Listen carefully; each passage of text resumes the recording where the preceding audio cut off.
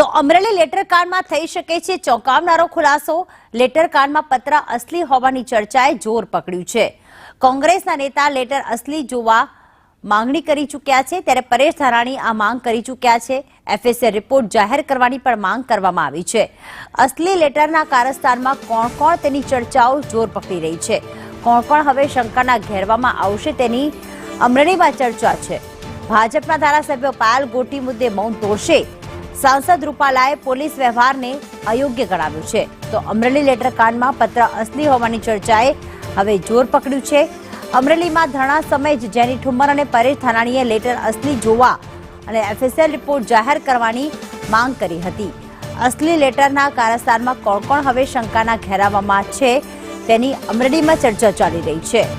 તો શું ભાજપના ધારાસભ્ય પાયલ ગોટી મુદ્દે મૌન તોડશે કે નહીં, તે પણ એક મહત્વનો પ્રશ્ન। રાજકોટના સાંસદ અને પૂર્વ સીએમએ પાયલ સાથે થયેલા પોલીસ વ્યવહારને અયોગ્ય ગણાવ્યો અને ખોટો ગણાવ્યો હતો।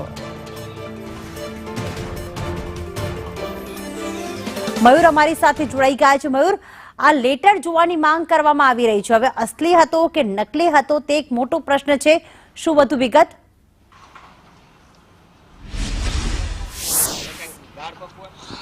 પ્રીતિ, લેટર કાંડને લઈને પહેલેથી જ એવી ચર્ચા ચાલતી હતી કે લેટર છે તે અસલી છે, પરંતુ જ્યાં સુધી એફએસએલ રિપોર્ટ ના આવી જાય ત્યાં સુધી આ મુદ્દે કોઈ પણ વ્યક્તિ છે એ એમ કહી શકાય કે નક્કર રીતે દાવો નહોતો કરતું। કોંગ્રેસે અમરેલીની અંદર પહેલા દિવસે જ્યારે ધરણા કર્યા ત્યારે જેની ઠુમ્મરથી લઈને પરેશ ધાનાણી સહિતના તમામ કોંગ્રેસી નેતાઓએ દાવો કર્યો હતો કે એફએસએલની અંદર આ લેટર મોકલવામાં આવ્યો છે તો તેનો રિપોર્ટ કેમ જાહેર નથી કરવામાં આવતો, કારણ કે આ લેટર છે તે અસલી છે, સહી સિક્કા તમામ વસ્તુ અસલી છે, પરંતુ કેટલાક લોકોને બચાવવા માટે એફએસએલનો રિપોર્ટ છે તે જાહેર નથી કરાતો।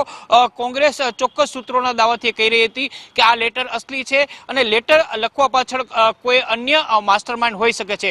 પાયલ ગોટીએ તો માત્ર આ લેટર તૈયાર કર્યો હતો ને ત્યારબાદ તેને કુરિયર મારફતે મોકલ્યો હતો। એટલું જ નહીં, પરંતુ પાયલ મુદ્દે જેટલું પણ રાજકારણ રમાયું હતું તેને લઈને હવે ભાજપના કેટલાક નેતાઓ છે એમને ખુલીને બોલવાનું શરૂ કર્યું છે। રાજકોટની અંદર પણ પરસોત્તમ રૂપાલા છે, એમણે કહ્યું હતું કે પાયલની સાથે જે કંઈ પણ પોલીસે કાર્યવાહી કરી છે એ અયોગ્ય છે અને કોઈ યુવતી કે મહિલાની સાથે આ પ્રકારની ઘટના ન થવી જોઈએ। એટલું જ નહીં, પરંતુ પૂર્વ સીએમ વિજય રૂપાણી છે એમણે પણ કહ્યું હતું કે પાયલની સાથે થયેલી બાબત છે એ અયોગ્ય છે અને એમની સાથે જે કંઈ પણ થયું છે તેને લઈને તેઓ સહમત નથી। હવે અમરેલી ભાજપની અંદર જે બે જૂથો ચાલી રહ્યા છે એમાં મૌન ધારણ કરેલા બે જૂથના ધારાસભ્યો છે એમને મૌન તોડવા માટે કહેવામાં આવ્યું છે। એટલે આખો મદાર છે એ ભાજપના અમરેલીના ધારાસભ્યો રહેશે કે તેઓ આ મુદ્દે છેલ્લા જે અઠવાડિયાથી મૌન ધારણ કરીને બેઠા છે તેમાં તેઓ કંઈ બોલે છે કે કેમ। બીજી તરફ એફએસએલ ની અંદર લેટર મોકલવામાં આવ્યો હતો, તો એફએસએલ નો લેટરનો જે રિપોર્ટ છે એ ક્યારે જાહેર કરવામાં આવે છે? બિલકુલ, આભાર તમામ અપડેટ માટે।